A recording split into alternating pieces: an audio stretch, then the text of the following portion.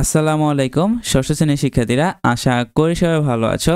M education hour চ্যানেলের পক্ষ থেকে আমি তোমাদের আবির স্যার। আজকে আমি তোমাদের সাথে আলোচনা করব বাংলাদেশ ও বিশ্ব পরিচয় চতুর্থ অধ্যায় 2 নং সৃজনশীল নিয়ে। গত ক্লাসে আমরা 1 নং সৃজনশীল নিয়ে আলোচনা করেছিলাম। যারা ভিডিওটা দেখো নাই প্লেলিস্ট থেকে ভিডিওটা দেখে নিও, কারণ 1 নং সৃজনশীলটা তোমাদের সাথে খুবই গুরুত্বপূর্ণ। আজকে আমরা 2 নং সৃজনশীল নিয়ে আলোচনা করব। তো 2 নং সৃজনশীলটা যদি তোমরা সবার প্রথমে দেখো, 2 নং কি লেখা আছে উদ্দীপকটা আমরা পড়ি। দেখো, মধ্যবিত্ত লোকমান সাহেব 4 ছেলে সবাই বেকার। বড় ছেলে আরমানকে ধার দেনা করে সৌদি আরবে পাঠানোর পর সে একটি খেজুর বাগানে কাজ পেল। সেখানে মরুভূমির অনুর্বর জমিতে মেধা ও প্রযুক্তি ব্যবহার করে খেজুর সহ বিভিন্ন ধরনের ফলের চাষ থেকে সে অনুপ্রাণিত হয়।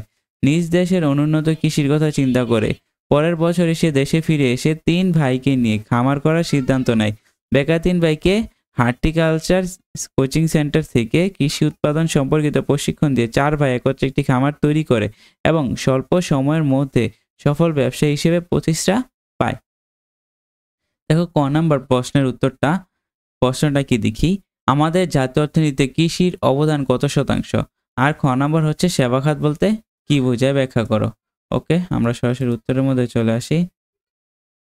ওকে, দেখো, আমাদের জাতীয় অর্থনীতিতে কৃষির অবদান হচ্ছে 20%-এরও বেশি। আর সেবা খাত বলতে কি বোঝায়? সেবা খাত বলতে মূলত যে খাতগুলো দেশের সমগ্র জনগোষ্ঠীকে নানা ক্ষেত্রে সেবা প্রদান করে সেগুলোকে বোঝায়। যে কোনো দেশের অর্থনীতিতে সেবা খাত একটি বড় ভূমিকা পালন করে। শিক্ষা, স্বাস্থ্য, আবাসন, পরিবহন বা যোগাযোগ ব্যবস্থা, ব্যাংক, বীমা, জনপ্রশাসন, আইন শৃঙ্খলা বাহিনী, এগুলো হলো সেবা খাতের উদাহরণ। সরকারি বেসরকারি উভয় উদ্যোগে এই খাতটি পরিচালিত হয়। এ ছিল খ নাম্বার। গ নাম্বার কি, জনাব আরমান সৌদি আরব থেকে ফিরে কোন অর্থনীতির সাথে যুক্ত হয়েছে, ব্যাখ্যা করো। তো এবার দেখো, জনাব আরমান সাহেব সৌদি আরব থেকে ফিরে গ্রামীণ অর্থনীতির সাথে যুক্ত হয়েছে। বাংলাদেশের বেশিরভাগ মানুষ গ্রামে বাস করে। এদেশে 60,000-এর বেশি গ্রাম আছে। আর গ্রামের অধিকাংশ লোক হচ্ছে কি কৃষিজীবী। কৃষি তাদের জীবিকার প্রধান অবলম্বন। আমাদের অর্থনীতি সবচেয়ে প্রয়োজনীয় ও গুরুত্বপূর্ণ হওয়া সত্ত্বেও একসময় কৃষি ছিল অত্যন্ত অবহেলিত, কিন্তু বর্তমানে কৃষিতে আধুনিক যন্ত্রপাতি ব্যবহার, সার, কীটনাশক, উচ্চ ফলনশীল বীজের প্রয়োগ হচ্ছে। এর ফলে ফসলের উৎপাদন শুধু বাড়েনি, গ্রামীণ অর্থনীতির তা নতুন সম্ভাবনা সৃষ্টি করছে। উদ্দীপকেও আরমান সাহেব সৌদি আরবে কৃষিকাজে তথ্যপ্রযুক্তি ব্যবহার থেকে অনুপ্রাণিত হন এবং দেশে ফিরে এসে কৃষিক্ষেত্রে উন্নয়নমূলক কাজ করার উদ্যোগ নেন। বাংলাদেশে তিনি 3 ভাইকে নিয়ে খামার করার সিদ্ধান্ত নেন। বেকার 3 ভাইকে হর্টিকালচার সেন্টার থেকে কৃষি উৎপাদন সম্পর্কিত প্রশিক্ষণ দিয়ে 4 ভাই একত্রে একটি খামার তৈরি করে এবং স্বল্প সময়ের মধ্যে কি হয়েছে, সফল ব্যবসায়ী হিসেবে প্রতিষ্ঠা লাভ করে।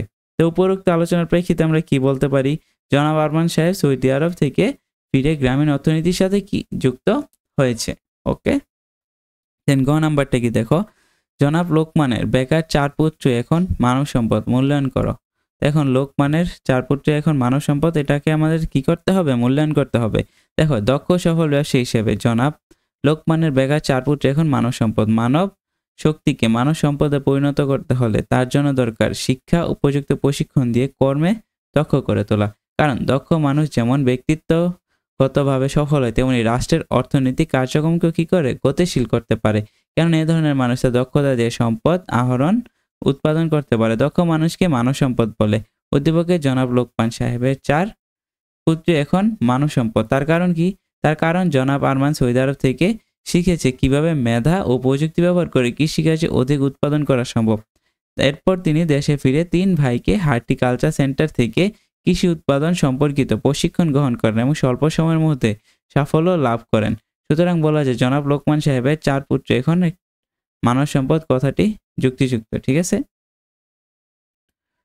তো শিক্ষার্থীরা আজকের ক্লাসে আমরা অধ্যায় 4-এর 2 নং সৃজনশীল নিয়ে আলোচনা করলাম। পরবর্তী ক্লাসে আমরা 5ম অধ্যায় বাংলাদেশ ও বাংলাদেশের নাগরিক এই অধ্যায়টি নিয়ে আলোচনা করব। ভিডিওটা ভালো লাগলে আমাদের চ্যানেলটি সাবস্ক্রাইব করবা, আর ইচ্ছে হলে একটা লাইক দিয়ে দিও, আর তোমাদের বন্ধুর সাথে শেয়ার করে দিও, যেন পরবর্তী অধ্যায়গুলো খুব তাড়াতাড়ি পেয়ে যেতে পারে। আজকে এ পর্যন্তই ছিল। আল্লাহ হাফেজ।